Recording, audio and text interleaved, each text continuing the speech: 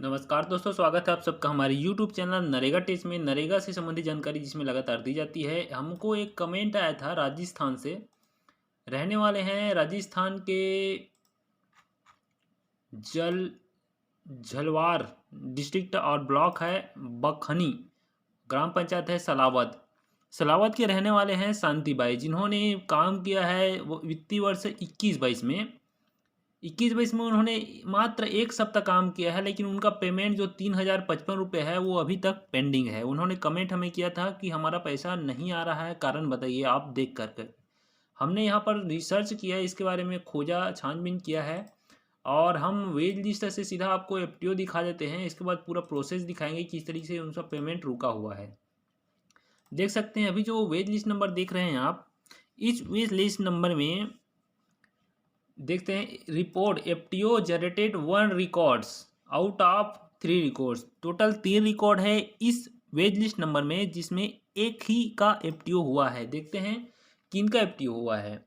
तो उस ग्राम पंचायत में काम करने वाले हैं 3 व्यक्ति, शांतिबाई, कोसहलाबाई और रीना।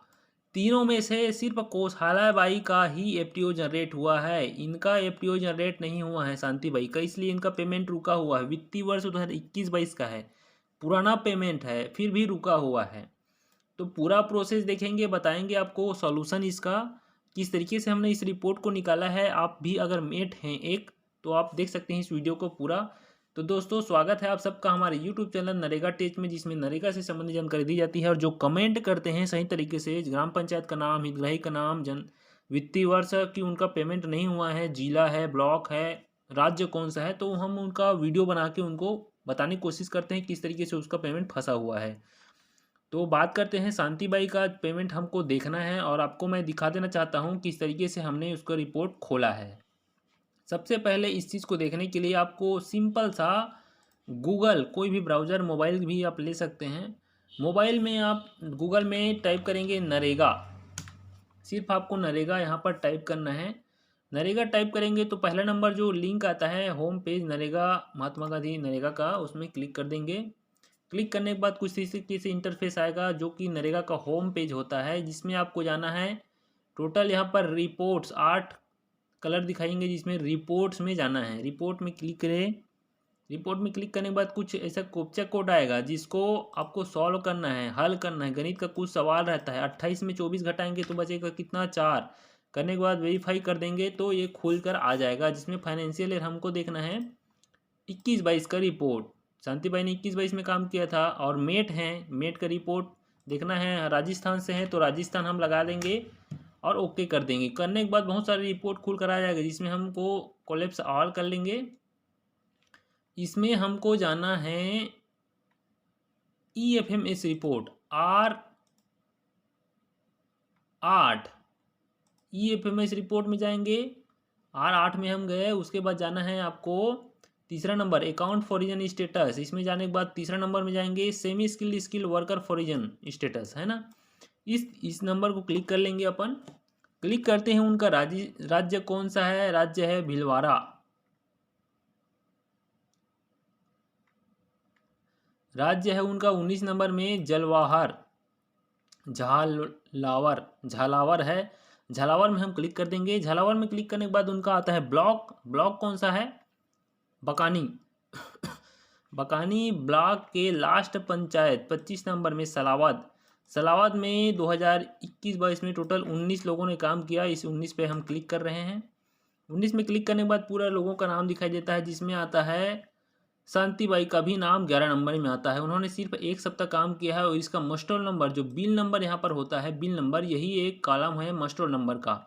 हम इस शांतिबाई के मस्टर नंबर को कॉपी करते हैं। कॉपी करने के बाद जो नरेगा का हमने होम पेज खोला था, इसमें ऊपर दाएं साइड सर्च का जो ऑप्शन होता है, इसमें क्लिक करेंगे।